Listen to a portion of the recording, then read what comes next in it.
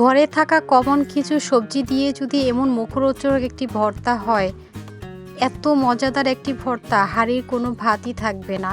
এই ভর্তা দিয়ে পুরো ভাত শেষ হয়ে যাবে, কথা দিচ্ছি।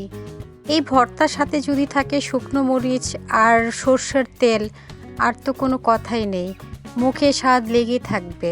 তো অবশ্যই এভাবে ট্রাই করবেন। আমি কিভাবে তৈরি করছি দেখে নিন এক ঝলকে। আসসালামু আলাইকুম, welcome back to my channel. তো আমি কিছু সিম নিয়েছি, এগুলো হচ্ছে দেশি সিম। এই সিমগুলোকে ভালোভাবে ধুয়ে নিয়েছি, পরিমাণ মতো পানি দিয়ে সিদ্ধ করে নিব। এখন কিছুক্ষণ ঢাকনা দিয়ে ঢেকে রাখবো। ভালোভাবে বলক চলে এসেছে। এখন ঢাকনা খুলে একটা আলু সিলে ভালোভাবে ধুয়ে ছোট ছোট টুকরো করে কেটে নিয়েছি, সেটা দিয়ে দিব।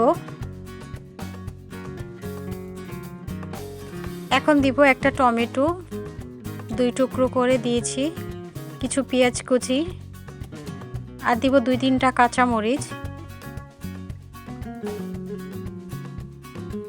দিয়ে এখন ঢাকনা দা ঢেকে রাখবো যতক্ষণ পর্যন্ত সিদ্ধ না হয়।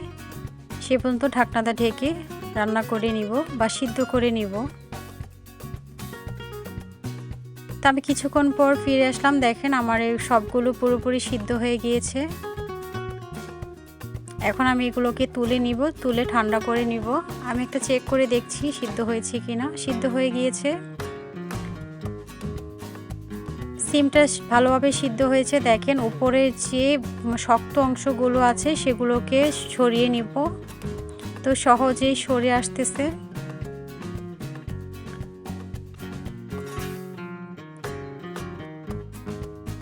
আমি এভাবে সবগুলোকে সরিয়ে নিয়েছি। টমেটোর যে উপরে স্কিনটা থাকে সেটাকে সরিয়ে নিব। যেহেতু ভর্তা, শুকনো মরিচের কোনো জবাবই নেই। চুলাতে প্যান বসিয়ে দিয়েছি। এখন পরিমাণ মতো তেল দিয়ে দিব। আমি সরষের তেল দিয়ে মরিচগুলোকে ভেজে নিব। আমি সরষের তেল দিয়েছি, তেলটা গরম আসা পর্যন্ত অপেক্ষা করব। আমার তেলটা গরম হয়ে গিয়েছে। এই পর্যায়ে দিয়ে দিব কিছু শুকনো মরিচ। আপনারা আপনাদের পরিমাণ মতো দিবেন, আমি আমার পরিমাণ মতো দিয়েছি। এখন নেড়ে চেড়ে ভালোভাবে ভেজে নিব।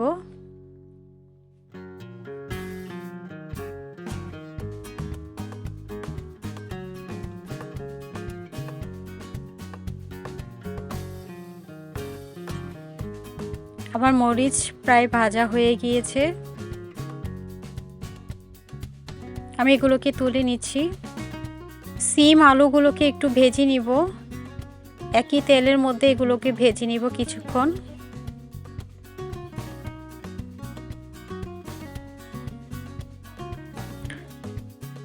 তো আমার এগুলো ভাজা হয়ে গিয়েছে।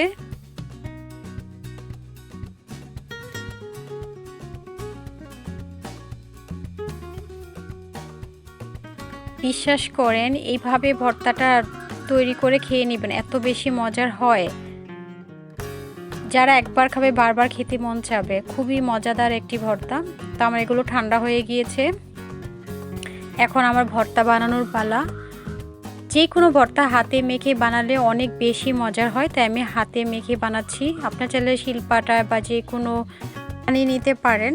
তা আমি কিছু মরিচ দিয়েছি, আমি আমার পরিমাণ মতো মরিচ দিয়েছি, কারণ যেহেতু মরিচগুলো ঝাল, একটু কম ঝালে তৈরি করব। অল্প কিছু দিয়েছি আর কিছু রেখে দিয়েছি।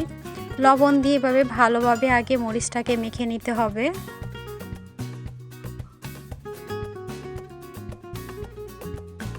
তো এইখানে আমি যেহেতু আগে পেঁয়াজ কুচি দিয়েছি, এখানে অল্প পরিমাণে পেঁয়াজ দিব। কাঁচা পেঁয়াজ দিয়েছি একটা কুচি করে। তো মরিচের সঙ্গে, মরিচ এবং লবণের সঙ্গে মাখিয়ে নিলাম। মাখানোর পরে দিয়ে দিব সিম আলু।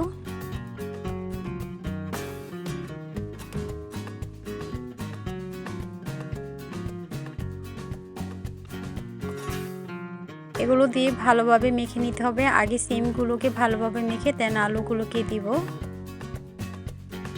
তো এইভাবে সবগুলোকে মেখে নিয়েছি। দেখেন আমার মাখানো হয়েছে।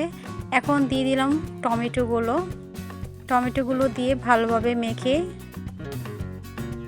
ব্যাস তৈরি হয়ে গেল সবজি দিয়ে মজার একটি ভর্তা। এত মজার হয় এই ভর্তাটা, আপনারা অবশ্যই ট্রাই করবেন আর কমেন্টে আমাকে বলে দিবেন কেমন হয়েছে ভর্তাটা খেতে।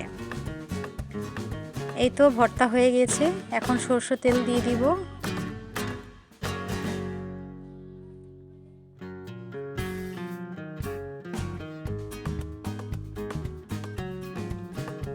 সরষের তেল দিয়ে একটু মেখে নিব।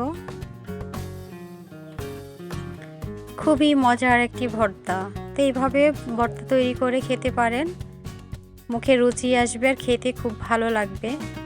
মাঝে মাঝে ডিফারেন্ট কিছু খেলে ভালো লাগে, তাই এইভাবে আপনারা তৈরি করে খেতে পারেন।